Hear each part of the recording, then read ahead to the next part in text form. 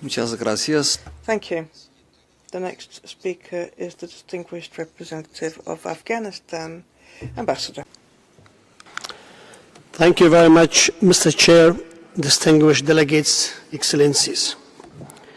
We extend our gratitude to UNHCR and a special thanks to High Commissioner Filippo Grandi for his decades of public and humanitarian service, including 4 years in my country, Afghanistan.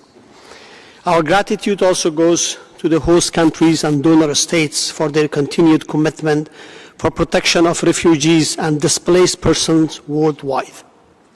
The work of this committee remains indispensable at a time when global displacement has reached unprecedented level, and unfortunately the international support is at its lowest.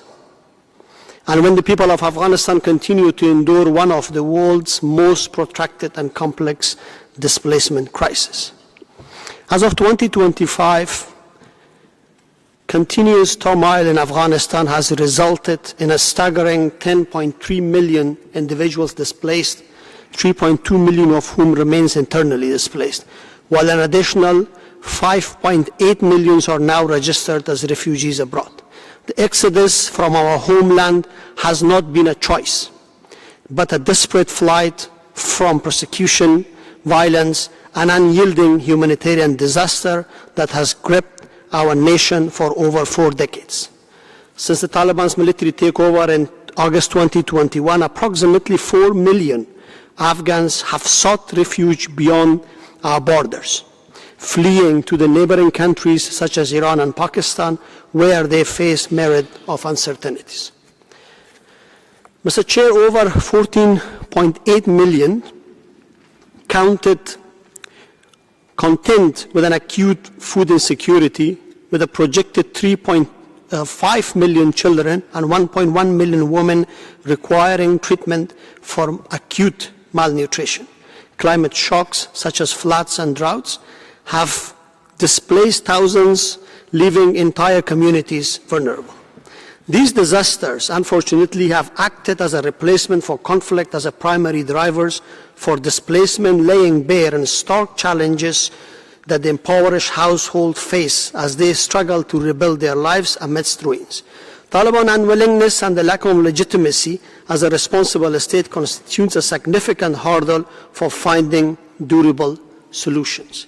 Emphasizing on a natural interconnection between the humanitarian activities and human rights, a safeguarding of human rights remain a pressing concern in Afghanistan. The policies enacted by the Taliban have exacerbated vulnerabilities, particularly for women, ethnic minorities, and individuals with disabilities.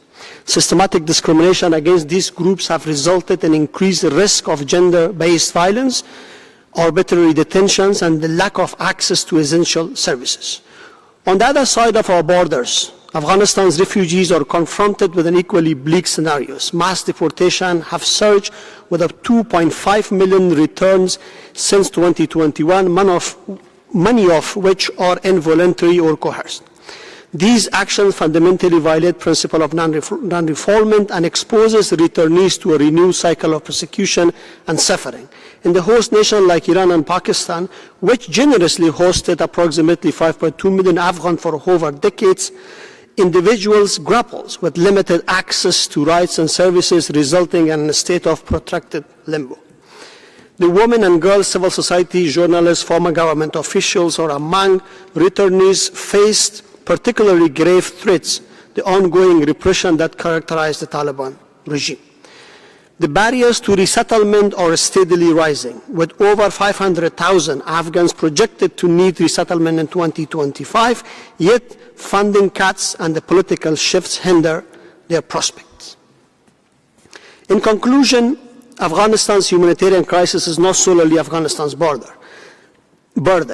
It is a global concern that demands collective action. International community must reaffirm its commitment to uphold human rights of all Afghan nationals and ensure that those who have been forcibly displaced are treated with dignity and respect.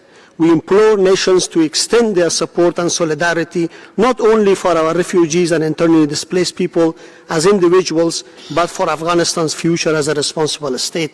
and member of the United Nations. Thank you very much, Mr. Chair.